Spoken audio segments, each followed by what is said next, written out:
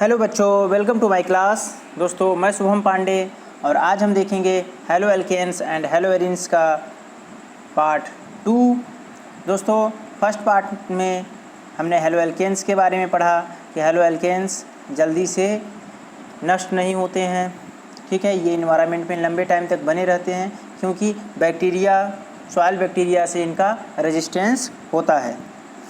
फिर हमने देखा कि हेलो एल्केन्स में कुछ एग्जांपल हमने देखा, जैसे कि क्लोराम्फेनिकॉल को हमने देखा, ये एंटीबायोटिक था, टाइफाइड फीवर में यूज होता है। फिर थायरॉक्सिन के बारे में हमने जाना। ठीक है, क्लोरोक्वीन के बारे में जाने, हेलोथेन्स के बारे में जाने।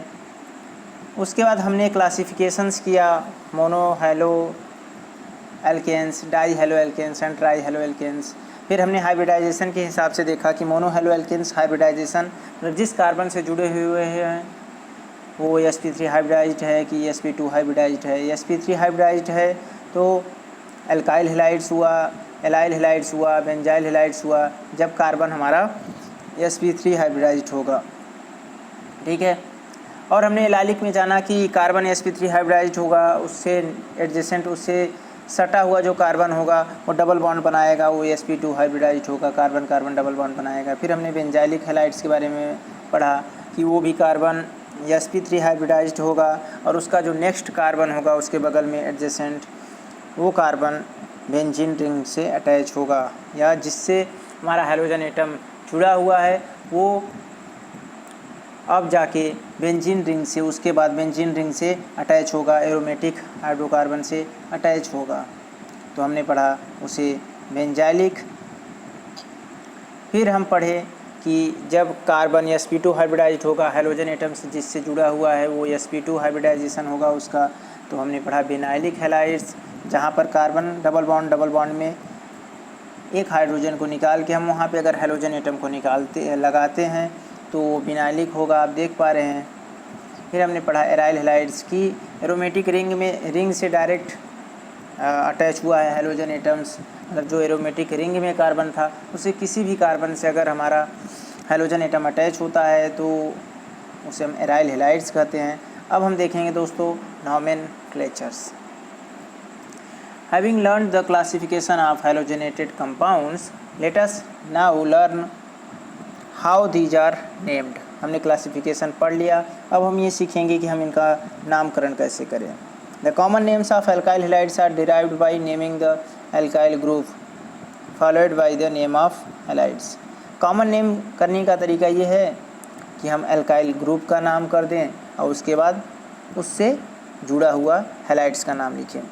इन द IUPAC सिस्टम में हम क्या करते हैं नॉमेनक्लेचर के, alkyl halides are named as halo substituted hydrocarbon, और IUPAC सिस्टम में हम हेलो सब्स्टिट्यूटेड हाइड्रोकार्बन के तौर पर करते हैं।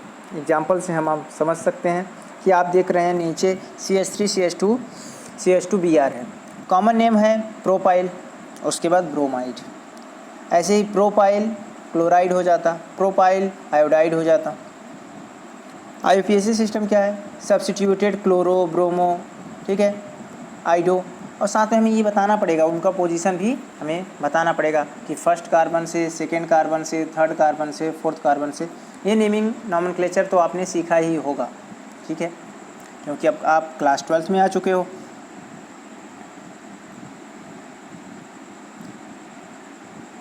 तो for mono halogen substituted derivative of benzene common and IUPAC names are the same.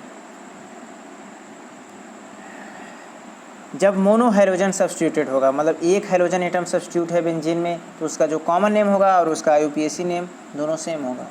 For die halogen derivative, जहाँ पर दो हैलोजन के ग्रुप अटैच होते हैं, तो the prefix ortho meta para ये यूज होता है कॉमन सिस्टम में। Ortho meta para common system में यूज होता है, but in IUPAC system as you have learned in class 11th, आप क्लास 11th में पढ़ चुके हैं IUPAC system unit 12। The numerals use होते हैं आर्थो के लिए 1-2 पोजीशन, मेटा के लिए 1-3 पोजीशन एंड पैरा के लिए 1-4 पोजीशन यूज होता है। तो दोस्तों हम देख रहे हैं कि CH3 CH2 CH2Br n propyl bromide, common name IUPAC name 1 bromopropane. फिर है CH3 CHCl CH3, किसी तरह से भी हम नेमिंग करेंगे। क्लोरीन नंबर 2 पर है, चाहे लेफ्ट से हम नेमिंग करें चाहे राइट से नेमिंग करें। कॉमन नेम होता है isopropyl chloride. Isopropyl chloride common name है, क्यों? क्योंकि यहाँ पे CH3CH ग्रुप है, CH3CH CH3, इस ग्रुप को ही आइसो कहा जाता है। ठीक है, ऐसा ग्रुप अगर अटैच है तो आइसो। अगर यहाँ 4 कार्बन का रिंग होता तो हम इसे आइसो ब्यूटाइल भी कहते। IUPAC सिस्टम में क्या होता है कि 2 क्लोरोप्रोपेन, वहाँ पर आइसो नियो ऐसे शब्द नहीं यूज किए जाते हैं। ठीक है, नेक्स्ट है, देख रहे हैं आप, CH3CH CH3 ग्रुप है, फिर CH2Cl है, इसे हमने बोला आइसोब्यूटाइल क्लोराइड। आइसोब्यूटाइल क्लोराइड, तो आइसो शब्द दोस्तों ऐसा ग्रुप अगर रहेगा तो हम यूज करेंगे CH3CH CH3। इसके बाद CH2 अगर रहता तो उसे हम आइसोपेंटाइल बोलते जब 5 कार्बन हो जाता। CH3CH CH3 CH2 6 कार्बन होता तो आइसोहेक्साइल भी बोलते। लेकिन ये कॉमन नेम है। IUPAC नेम है सबसे लंबा चैन। सबसे लंबा चैन क्या है? किसी भी तरह से 3 कार्बन का, क्योंकि ये तो ब्रांचिंग हुआ, ये तो ब्रांचिंग हो गया, हमने नंबरिंग स्टार्ट किया 1 2 3। अगर इस तरफ से हम नंबरिंग स्टार्ट किए तो ये जो क्लोरीन है उसको सबसे ज़्यादा पोजीशन मिल जाएगा। ठीक है, तो हमें कोशिश करना होगा कि क्लोरीन को कम से कम नंबरिंग स्टार्ट करें। तो हमें कहाँ से स्टार्ट करना पड़ेगा? 1 2 3। अब क्या होगा? 1 chloro 2 methyl propane, 1 chloro 2 methyl propane. लेकिन अगर हम उस तरफ से करते तो क्लोरीन को नंबरिंग 3 मिल जाता। मिथाइल के लिए तो सेम होता, ठीक है, क्योंकि वो मिडिल में आ रहा है। तो हमें ये ध्यान देना होगा कि जो नंबरिंग हम ऐसा करें कि जिनसे जो हमारा नंबरिंग का सम है वो छोटा से छोटा हो पाए। ठीक है, मतलब सबको कम से कम नंबरिंग का कार्बन का पोजीशन मिल पाए, हमें नंबरिंग उस तरफ से स्टार्ट करना होता है। तो 1 chloro 2 methyl propane. Common name देखते हैं बेंजीन में। कॉमन नेम है ब्रोमोबेंजीन और IUPAC नेम भी ब्रोमोबेंजीन है। कॉमन नेम सेकंड में है डाई ब्रोमोबेंजीन। अब यहाँ पर क्या है? 1,3 डाई ब्रोमोबेंजीन। फिर है sym tribromobenzene, common name है सिम, लेकिन यहाँ पर है 1,3,5 ट्राई ब्रोमोबेंजीन। तो ये हमें ध्यान रखना होगा कॉमन नेम और IUPAC सिस्टम। IUPAC नेम हम देख रहे हैं जहाँ पर है CH3CH2Cl, जिसको हम बोलते हैं 1 क्लोरो 2 डाई मिथाइल प्रोपेन। ठीक है दोस्तों, नंबरिंग इस कार्बन से स्टार्ट हुआ 1 2, इसके बाद 3, 1 2 3 गए तो 1 पर क्लोरो है, 2 पर 2 ब्रांचिंग है मिथाइल की, एक ये और एक नीचे, तो 2 डाई मिथाइल। और सबसे लंबी चैन क्या है? 3 कार्बन की सबसे लंबी चैन है तो प्रोपेन। तो IUPAC नेम हुआ 1 क्लोरो 2 डाई मिथाइल प्रोपेन। अगर नंबरिंग हम इस तरफ से स्टार्ट करते 1 2 3 तो होता क्या कि क्लोरीन को ज़्यादा नंबरिंग मिल जाती, तब हमारा हो जाता nomenclature 3 chloro 2 di methyl propane. अब ये गलत हो जाता, क्यों? क्योंकि अभी तो है 1 + 2 + 2, जब IUPAC सिस्टम तो ये टोटल 5 आ रहा है। लेकिन अगर अब ऐसे नंबरिंग करते 3 क्लोरो 2 डाई मिथाइल तो 3 + 2 + 2 टोटल नंबरिंग जो होता वो 7 हो जाता। तो दोस्तों हमें ऐसी नंबरिंग करना है कि अगर उस नंबरिंग का हम सम करें तो कम से कम वैल्यू बताए। ठीक है, ये आप क्लास 11th में पढ़ चुके होंगे नॉमेनक्लेचर में। और ये तो बहुत ही सिंपल था, जहाँ पर है 2 ब्रोमो प्रोपेन, कहीं किसी भी तरफ से नंबरिंग हम कर सकते हैं क्योंकि ब्रोमीन मिडिल में है। 1 2 3 चाहे इस तरफ से करें चाहे 1 2 3 इस तरफ से करें, ब्रोमीन का पोजीशन वही रहेगा 2 bromo propane. The di halo alkanes having the same type of halogen atoms are named as alkylidene और एल्काइलिन डाईहेलाइड्स। मतलब सेम टाइप का हैलोजन एटम 2 बार हो जाए तो उसका नेमिंग हम किस तरह से करते हैं? एल्काइलिडीन कहें या फिर alkylene dihalides. The di halo दो हेलोजन के एटम्स होंगे। The di halo compounds having both the halogen atom are further classified as geminal dihalide. ठीक है, geminal halides are gem dihalides when both the halogen atoms are present on the same carbon atom। दोस्तों GeM halide तब होगा जब एक ही carbon पर दो halogen atom attach होंगे, तो उसे हम जेम कहेंगे। And बिसिनल halides are bis dihalides when halogen atom are present on adjacent carbon atom. और बगल बगल वाले अगर कार्बन पर हेलोजन एटम अटैच है तो उसे हम कहेंगे बिस। दोस्तों ये जब डाई हेलो होगा मतलब कि दो हेलोजन के एटम अटैच होंगे, तभी ये कंडीशन आएगा जेम और vis. In common name system gem dihalide are named as alkylidene halide and vis dihalide are named as alkylene dihalide. In IUPAC system they are named as di hello alkanes. दोस्तों ये रहा हमारा GeM, क्योंकि एक इसी carbon पर दोनों chlorine जुड़े हुए हैं। इसका कॉमन नेम रहेगा इथाइलिडीन क्लोराइड, इसे कहेंगे जेम डाईहेलाइड। और IUPAC सिस्टम में हम कहेंगे 1,1 मतलब फर्स्ट ही कार्बन पे दोनों क्लोरीन जुड़े हुए हैं, 1,1 डाईक्लोरोइथेन। जब हम देखते हैं विस, जहाँ पर एडजेसेंट पर दोनों एक दूसरे के बगल बगल वाले कार्बन पर एक एक क्लोरीन जुड़े हुए हैं, तो 1, 2। इसका अगर हम देखते हैं कॉमन नेम तो है इथाइलिन डाईक्लोराइड, जिसे कहेंगे हम बिस डाईहेलाइड। एंड IUPAC सिस्टम में 1, 2 डाईक्लोरोइथेन। Some common examples of halo compounds are mentioned in table 10.1। कुछ कॉमन एग्जाम्पल दे रखे हैं, कॉमन नेम है जैसे CH3, CH2, CHCl, CH3। Sec butyl chloride. दोस्तों यहाँ सेक बता रहा है कि जो क्लोरीन है ना वो सेकेंडरी कार्बन से जुड़ा हुआ है, क्लोरीन सेकेंडरी कार्बन से जुड़ा हुआ है, तो इसलिए बोले हैं सेक ब्यूटाइल क्लोराइड। और इसका IUPAC नेम पोजीशन हम बताएंगे कि 2 क्लोरोब्यूटेन, क्योंकि हम नंबरिंग कहाँ से स्टार्ट कर रहे हैं, 1, 2, 3, 4, तो हमें मिला 2 क्लोरोब्यूटेन। अगर आप नंबरिंग गलती से इस तरफ से स्टार्ट करते 1, 2 तब 3 पोजीशन आप कहते 3 क्लोरोब्यूटेन, और तब ये क्वेश्चन क्या हो जाता, गलत हो जाता। फिर है CH3 का होल थ्राइस CH2Br। CH3 का होल थ्राइस C मतलब उस कार्बन से 3 CH3 ग्रुप जुड़े हुए हैं, फिर CH2Br है। इसे हम कहते हैं कॉमन नेम में नियो पेंटाइल ब्रोमाइड।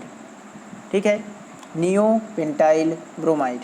और IUPAC सिस्टम में हम देखेंगे 1 ब्रोमो 2 डाई मिथाइल प्रोपेन, क्योंकि दोस्तों हम देखेंगे सबसे लंबा चैन तो CH2CCH3 जो कि प्रोपेन होगा, और मिडिल वाले कार्बन पर 2 मिथाइल ग्रुप ब्रांचिंग में ऊपर नीचे अटैच होंगे।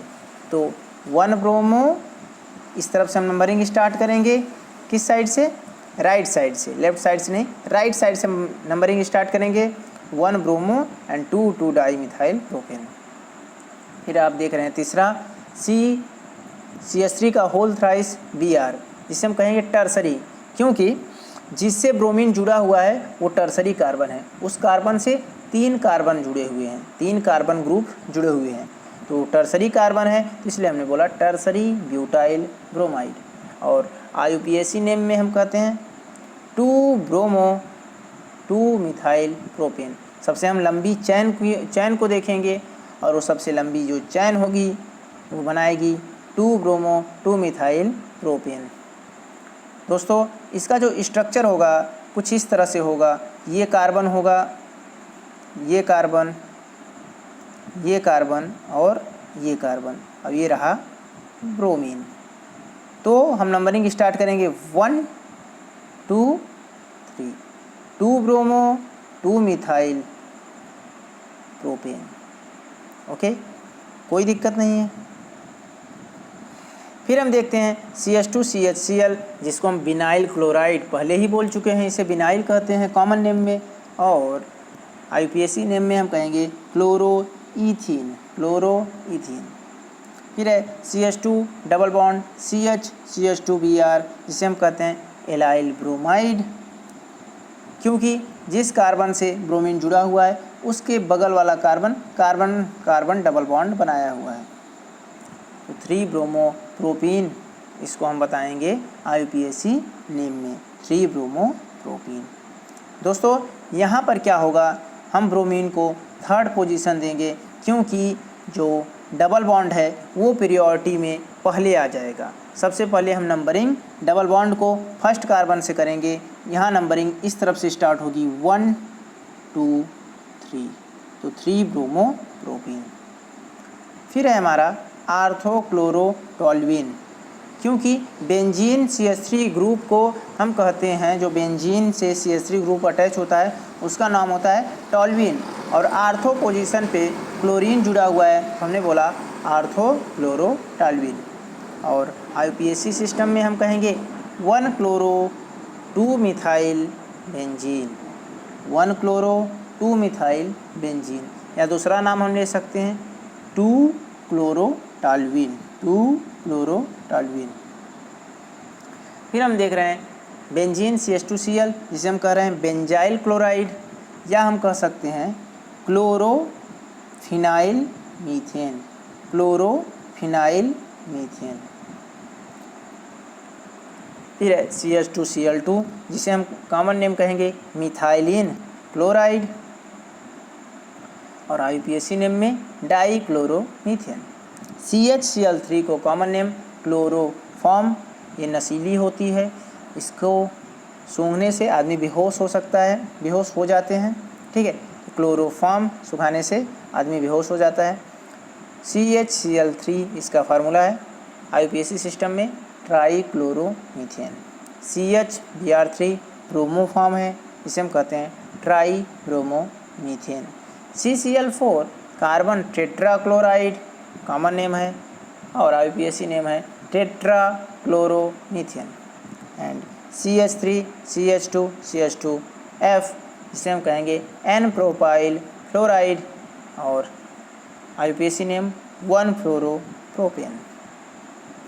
Example 10.1, draw the structure of all 8 structural isomers that have the molecular formula C5H11Br. Name each isomer according to IUPAC system and classify them as primary, secondary or tertiary bromide. दोस्तों हमें structural isomer बनाना है, किसका? C5H11Br का structural isomer हमें बनाना है। तो हम सबसे पहले सिंपल लिख रहे हैं, जहाँ पर हम पेंटेन ले रहे हैं, फिर हम कह रहे हैं 1 ब्रोमो पेंटेन, फिर हम उसका पोजीशन चेंज करेंगे ब्रोमीन का, तो 2 ब्रोमो पेंटेन। यहाँ पर सेकेंडरी हो जाएगा, क्योंकि ब्रोमीन सेकेंडरी कार्बन से जुड़ा हुआ है, ऐसे कार्बन से जो अपने से 2 कार्बन से जुड़े हुए हैं। फिर हमारा होता है ब्रोमीन तीसरे पोजीशन पे जाता है, जिसे कहेंगे 3 ब्रोमो पेंटेन, ये भी सेकेंडरी कार्बन है। इसके बाद हम क्या करते हैं, कार्बन की ब्रांचिंग करना स्टार्ट करते हैं। अभी तक पेंटेन था, अब हम जो चैन होगा वो ब्यूटेन बन जाएगा। सबसे लॉन्गेस्ट जो चैन होगी वो ब्यूटेन की हो जाएगी। हम बोलेंगे 1 ब्रोमो 3 मिथाइल ब्यूटेन। फिर होगा 2 ब्रोमो, अब हम ब्रोमीन का पोजीशन चेंज करेंगे, 2 ब्रोमो 3 मिथाइल ब्यूटेन, ये सेकेंडरी हो जाएगा। फिर हम क्या करेंगे, ब्रोमीन का पोजीशन चेंज करेंगे, 2 ब्रोमो 2 मिथाइल ब्यूटेन, ये क्या होगा? टर्सरी कार्बन होगा, 2 ब्रोमो 2 मिथाइल ब्यूटेन। अब 1 ब्रोमो 2 मिथाइल ब्यूटेन, जो कि फिर से फर्स्ट डिग्री होगा प्राइमरी होगा। एंड लास्ट है CCH3 का होल थ्राइस CH2Br, जिसे कहेंगे 1 ब्रोमो 2,2 डाईमिथाइल प्रोपेन। तो दोस्तों हमने क्या किया, पहले 5 चैन को लिया, वहाँ पर पोजीशन चेंज किया, फिर हमने 4 चैन को लिया, मतलब कि ऐसा चैन लिया जिसमें 4 कार्बन रहें, वहाँ पर हमने सारा पोजीशन चेंज करके सॉल्व किया। फिर हमने लास्ट में 3 कार्बन का चैन लिया और ऐसा एक ही आइसोमर रहेगा जो कि प्रोपेन रहेगा। और हमने ब्रोमीन की पोजीशन चेंज की, उसे प्राइमरी रखा ब्यूटेन में, फिर हमने उसे सेकेंडरी रखा, फिर उसे हमने टर्सरी भी बनाया। अब हम देखते हैं right the IUPAC name of the following. हमें इनका IUPAC नेम लिखना है, जहाँ पर 6 एग्जाम्पल दे रखे हैं। बहुत ही आसान भी है IUPAC नेम लिखना। आप जैसे फर्स्ट को ही देखिए, उसका है 4 ब्रोमो पेंट 2इन। दोस्तों 4 ब्रोमो पेंट 2इन, क्योंकि नंबरिंग हम यहाँ से स्टार्ट करेंगे, first, second, third and last fourth. दोस्तों जो डबल बॉन्ड है इसकी पीरियोडिटी ज़्यादा होती है, इसलिए हमारा नंबरिंग इस साइड से स्टार्ट हुआ, 4 ब्रोमो पेंट 2इन। आप सेकेंड को देख रहे हैं, यहाँ पर है 3 ब्रोमो 2 मिथाइल ब्यूट 1इन। First carbon, second carbon, third carbon and fourth carbon, 4 membered वाली चैन हमें मिली। अब क्या होता है, फर्स्ट पर डबल बॉन्ड है, देख रहे हैं आप, इसलिए ब्यूट 1इन किया। सेकेंड पोजीशन पर मिथाइल है तो सेकेंड मिथाइल। थर्ड पोजीशन पर ब्रोमीन है तो 3 ब्रोमो 2 मिथाइल ब्यूट एंड 1इन। फर्स्ट कार्बन पर डबल बॉन्ड है। इसी तरह से तीसरे वाले को हम देखते हैं। तीसरे वाले का नाम है 4 ब्रोमो 3 मिथाइल पेंट 2इन। आप सबसे पहले सबसे लंबी चैन गिनेंगे, 1 2 3 4 5, ठीक है। और उसके बाद आप नेमिंग कर देंगे 1 2 3 4 5। हमें ध्यान रखना है कि डबल बॉन्ड को कम से कम नंबरिंग मिले, इसीलिए क्या हो रहा है कि ये चौथे नंबर पर है ब्रोमीन तो 4 ब्रोमो, तीसरे नंबर पर मिथाइल है 3 मिथाइल, फिर पेंट 5 मेंबर्ड का रिंग है, रिंग नहीं 5 मेंबर्ड की चैन है, ठीक है, मतलब इस चैन में 5 कार्बन है तो पेंट, और सेकेंड का पोजीशन पर डबल बॉन्ड है तो पेंट 2इन। आप चौथा को एग्जाम्पल देख रहे हैं, जहाँ पर है 1 ब्रोमो 2 मिथाइल ब्यूट 2इन, ठीक है दोस्तों। तो हमने क्या किया, यहाँ पर आप देखिए, चाहे आप नंबरिंग इस तरफ से स्टार्ट करिए 1 2 3 4, चाहे नंबरिंग आप इधर से स्टार्ट करिए कि 1 2 3 4। आप देख रहे हैं कि दोनों तरफ से जो डबल बॉन्ड का पोजीशन है 2 ही है, तो हम नंबरिंग इस तरफ से स्टार्ट करेंगे और कहेंगे 1 ब्रोमो 2 मिथाइल, ठीक है, 1 ब्रोमो 2 मिथाइल ब्यूट, क्योंकि 4 कार्बन है चैन में। और अब हम दिखाएंगे डबल बॉन्ड की पोजीशन 2इन। ऐसे ही पाँचवें में हम करेंगे। पाँचवें में आप देख पा रहे हैं कि 1 ब्रोमो ब्यूट 2इन है, यहाँ कोई मिथाइल ग्रुप नहीं था। फिर आप छठवें में आप देख रहे हैं कि 3 ब्रोमो 2 मिथाइल प्रोपीन, यहाँ पर उसने फर्स्ट इन नहीं दिखाया है क्योंकि वो डायरेक्ट बता दिया है कि पहले ही कार्बन पर डबल बॉन्ड था। क्योंकि अगर पहले डबल बॉन्ड को पीरियोडिटी ज़्यादा दी जा रही है, पहले ही कार्बन पर डबल बॉन्ड है, तो चाहे तो दिखाए और चाहे तो ना दिखाए। जैसे कि सेकंड जो आप देख रहे हैं प्रॉब्लम, यहाँ पे था 3 ब्रोमो 2 मिथाइल, वो डायरेक्ट ब्यूटीन भी लिख सकता था और चाहे तो डबल बॉन्ड को बता दे कि 3 bromo 2 methyl but 1इन।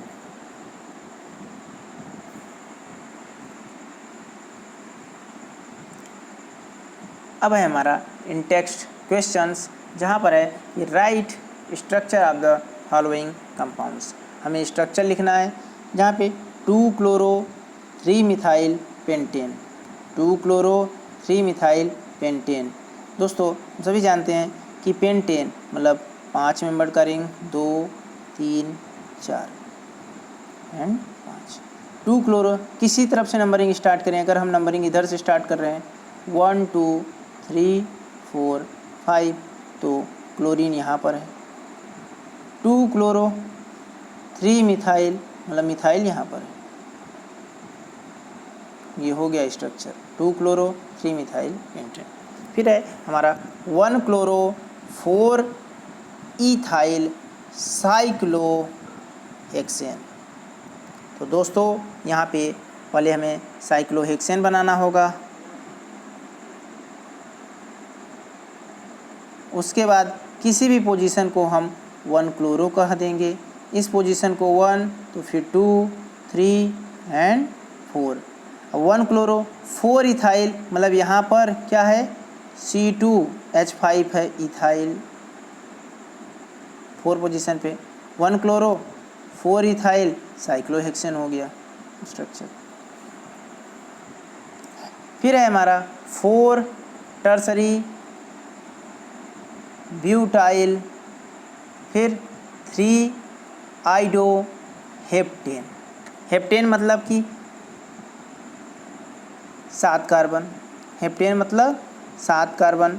4 tertiary butyl मतलब चौथे पोजीशन पर हमारा टर्सरी ब्यूटाइल है, 3 तीसरे पोजीशन पे आइडो है, और फिर क्या है हेप्टेन, मतलब 1 2 3 4 5 6 7। अब हमें क्या करना है 4, अगर हम नंबरिंग इधर से स्टार्ट करते हैं 1 2 3 4, तो चौथे पोजीशन पे हमें क्या करना है, तीसरे पोजीशन पे हमें आइडो करना है, तीसरे पोजीशन पे आइडो, ठीक है। और चौथे पोजीशन पे हमें टर्सरी ब्यूटाइल, मतलब कि जो ब्यूटाइल है वो कुछ इस तरह से, इस ग्रुप को हम ब्यूटाइल कहेंगे, और ये जो कार्बन है ये टर्सरी है तो हम कहेंगे टर्सरी ब्यूटाइल। फिर हमारा चौथा है 1,4 dibromo but 2 in, 1,4 dibromo but 2 इन। तो दोस्तों यहाँ क्या करना है, ब्यूटेन है 1 2 3 4, 1,4 मतलब यहाँ पर ब्रोमीन है और यहाँ पर ब्रोमीन है, और डबल बॉन्ड कहाँ है यहाँ पर, तो हुआ ना 1 2 3 4, तो 1,4 dibromo but 2 ene, second carbon पर डबल बॉन्ड है। फिर है हमारा 1 bromo 4 sec butyl 2 methyl benzene, ठीक है। 1 bromo 4 sec butyl 2 methyl benzene. तो हमें पहले क्या करना होगा, बेंजीन रिंग,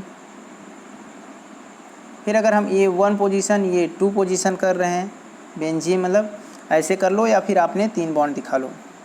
फर्स्ट पे हमें ब्रोमीन को अटैच कर देना है, यहाँ पे हमें ब्रोमीन, और चौथा पोजीशन जहाँ था वहाँ पे हमें सेकेंडरी ब्यूटाइल को करना है, और सेकेंड पोजीशन पे हमें मिथाइल ग्रुप को लगा देते, तो ये हमारा स्ट्रक्चर हो जाता। अब है हमारा 10.3 nature of CX bond.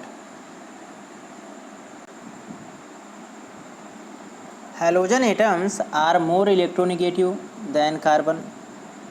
Halogen atom ज़्यादा इलेक्ट्रोनिगेटिव होता है कार्बन एटम के कंपेरिजन में। Therefore carbon halogen bond of alkyl halide is polarized. इसकी वजह से कार्बन और हैलोजन के बीच का जो बॉन्ड होता है वो पोलराइज्ड हो जाता है, क्योंकि इलेक्ट्रोनिगेटिविटी कार्बन की कम होती है और हैलोजन की ज़्यादा होती है। तो हैलोजन अपनी तरफ इलेक्ट्रॉन को खींच लेता है, जिसकी वजह से हैलोजन पे पार्शियल निगेटिव चार्ज आ जाता है और कार्बन पर पार्शियल पॉजिटिव चार्ज आता है।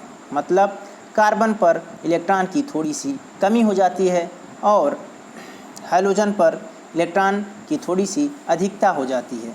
और जहाँ पर इलेक्ट्रॉन बढ़ते हैं वहाँ निगेटिव आता है और जहाँ से इलेक्ट्रॉन जाते हैं वहाँ पर पॉजिटिव आता है। पार्शली, पूरी तरह से ट्रांसफ़र नहीं होता है, पूरी तरह से ट्रांसफ़र नहीं होता है, बस इलेक्ट्रॉन दोनों बॉन्डों के बीच में होना चाहिए था, तो वो थोड़ा सा पार्शली शिफ्ट कर जाता है हैलोजन एटम की तरफ। मतलब हैलोजन एटम के पास आ जाता है और कार्बन एटम से दूर हो जाता है। कौन? इलेक्ट्रॉन। पूरी तरह से ट्रांसफ़र नहीं होता है। Therefore, carbon halogen bond of alkyl halide is polarized. The carbon atoms bear a partial positive charge, whereas the halogen atom bears a partial negative charge. जिसकी वजह से पार्शियल थोड़ा सा पॉजिटिव चार्ज कार्बन पर आता है और थोड़ा सा निगेटिव चार्ज हैलोजन पर आता है। एज वी गो डाउन, जैसे हम नीचे जाते हैं, the group in the periodic table, ठीक है, पीरियोडिक टेबल में ग्रुप में अगर हम नीचे जाते हैं, the size of halogen atoms increases, तो जो साइज होता है हैलोजन एटम का वो बढ़ने लगता है। ठीक है, क्योंकि उनके पीरियड बढ़ते हैं, उनके ऑर्बिट की संख्या बढ़ती है। Fluorine atom is the smallest and iodine atom is the largest. Fluorine का रेडियस साइज सबसे कम होता है, वो स्मॉलेस्ट है, और आयोडीन एटम का रेडियस या साइज सबसे बड़ा होता है, वो लार्जेस्ट है। Consequently, the carbon halogen bond length also increases from carbon bonded with fluorine to carbon bonded with iodine. जिस तरह से फ्लोरीन से लेके आयोडीन तक हमारा साइज बढ़ता है, उसी तरह से कार्बन फ्लोरीन से लेके कार्बन आयोडीन के बीच का जो बॉन्ड लेंथ है ये भी इंक्रीज होता है, क्योंकि फ्लोरीन भी छोटा, कार्बन भी छोटा, तो उनके बीच का जो बॉन्ड लेंथ होगा वो छोटा होगा। कार्बन तो उतने ही साइज का है, लेकिन आयोडीन का साइज बड़ा है, तो उनके बीच का जो बॉन्ड लेंथ होगा वो बड़ा होगा। Some typical bond length, bond enthalpies and dipole moment are given in table 10.2। इनके बीच का जो बॉन्ड लेंथ होता है, बॉन्ड इंथैल्पी होता है, और बॉन्ड और डाइपोल मोमेंट जो होता है ये टेबल 10.2 में दिया हुआ है। आप देख लीजिए कितना होता है। फ्लोरीन कार्बन फ्लोरीन के बीच में, फिर कार्बन क्लोरीन के बीच में, फिर कार्बन ब्रोमीन के बीच में, और फिर कार्बन आयोडीन के बीच में। Alkyl halides are best prepared from alcohols. Alkyl halides को अगर हम बनाना चाहते हैं तो सबसे अच्छा हम एल्कोहल के द्वारा बना सकते हैं, which are easily accessible. Alcohol के द्वारा हम बहुत ही आसानी से बना सकते हैं। अब हम देख रहे हैं carbon halogen bond length and bond enthalpy and dipole moment. हम देख रहे हैं CH3F का जो बॉन्ड लेंथ है पिकोमीटर में 139 पिकोमीटर, मतलब 10⁻⁻12 में। उसका जो बॉन्ड इंथैल्पी है किलो जूल पर मोल में 452 है, किसके बीच में? CH3 एंड F के बीच में। और जो उसका डाइपोल मोमेंट है डिबाई में है 1.847। फिर हम देख रहे हैं CH3Cl के बीच में जो बॉन्ड लेंथ है 178 पिकोमीटर है, मतलब कि इंक्रीज हुआ, ग्रुप में नीचे आने पर इंक्रीज हो रहा है। और जो बॉन्ड इंथैल्पी है किलो जूल पर मोल में वो 351 है। बॉन्ड इंथैल्पी धीरे धीरे कम हो रही है। जो डाइपोल मोमेंट है वो है 1.860, जो कि मैक्सिमम है। आप देख लीजिए फ्लोरीन में 1.847 था, क्लोरीन वाले केस में 1.860 है जो मैक्सिमम है। फिर ब्रोमीन वाले केस में 1.830 है, फिर से कम हुआ, और आयोडीन वाले केस में और कम हुआ। इसी तरह से अगर हम बॉन्ड लेंथ की बात करें तो ऊपर से नीचे आने पे बॉन्ड लेंथ घट रहा है कंटिन्यू, 139, 178, 193 एंड 214। आप बॉन्ड इंथैल्पी को देखिए, वो भी कंटिन्यू घट रहा है, 452, 351, 293 एंड 234। तो दोस्तों आज का वीडियो हम यहीं पे समाप्त करते हैं। मिलते हैं नेक्स्ट वीडियो में, जहां पर हम देखेंगे methods of preparation of haloalkanes. Haloalkanes को कैसे बनाया जाता है, क्या मेथड है और किस तरह से बनाया जाता है। यहाँ पर हम देखेंगे फ्रॉम एल्कोहल्स, एल्कोहल्स के द्वारा बनाया जाता है। फिर हम देखेंगे फ्रॉम कार्बन्स, हाइड्रोकार्बन्स के द्वारा, मतलब एल्कीन्स के द्वारा, एल्केन्स के द्वारा, अल्काइंस के द्वारा अगर हम हेलो एल्केन्स बना पाते हैं। हेलोजन एक्सचेंज, जहाँ पर हम एल्केन्स के द्वारा बनाएंगे। फिर हम देखेंगे preparation of hello arenes, hello arenes को कैसे प्रिपेयर करें। अभी हमने देखा था हेलो एल्केन्स को कैसे प्रिपेयर करें, फिर हम पढ़ेंगे हेलो एरिन्स को कैसे प्रिपेयर करें। दोस्तों इस चैप्टर में जितने भी एग्जाम्पल दे रखे हैं, रिएक्शंस दे रखे हैं, प्रॉपर्टी दे रखा है, नाम दे रखा है, सब कुछ बहुत ही इंपॉर्टेंट है। जितने रिएजेंट के नाम दे रखे हैं, तरीके जो दे रखे हैं, वैसे ही क्वेश्चंस बार बार एग्जाम में रिपीट हो जाते हैं। तो जो भी यहाँ पर दे रखा है वो बहुत ही ज़्यादा इम्पॉर्टेंट है और एनसीईआरटी में जितना भी दे रखा है उसे बहुत ही अच्छी तरीके से तैयार करो। बाकी एग्जाम्पल्स, बाकी प्रिपरेशन मेथड्स आपको नहीं तैयार है तो चलो हो सकता है चांस बाई चांस की ना आए, लेकिन जो एनसीईआरटी में दे रखा है उनके रिपीट होने के चांसेस बहुत ज़्यादा होते हैं। तो बेस्ट वे है कि आप एनसीईआरटी के तो सारे एग्जाम्पल को रेडी रखो, तैयार रखो। बाकी नहीं तैयार हो पा रहे हैं तो अगर आपके पास टाइम मिलता है तब तैयार कर लो, लेकिन सबसे पहले एनसीईआरटी को कम्प्लीटली प्रिपेयर करो। थैंक यू फॉर वॉचिंग दोस्तों। वीडियो को ज़्यादा से ज़्यादा दोस्तों तक शेयर करो ताकि सबको ये फ़ायदा पहुंच पाए और हमें भी अच्छा लगेगा आप अगर हमारा सपोर्ट करोगे, शेयर करोगे, कमेंट करके हमें बताओगे कि आपको वीडियो कैसा लगा। और वीडियो को लाइक करना बिल्कुल ना भूलें और अपने फेसबुक आईडी पर ठीक है, अपने इंस्टाग्राम पर, जैसे भी हो सके ज़्यादा से ज़्यादा दोस्तों तक शेयर करो वीडियो को। Thank you for watching.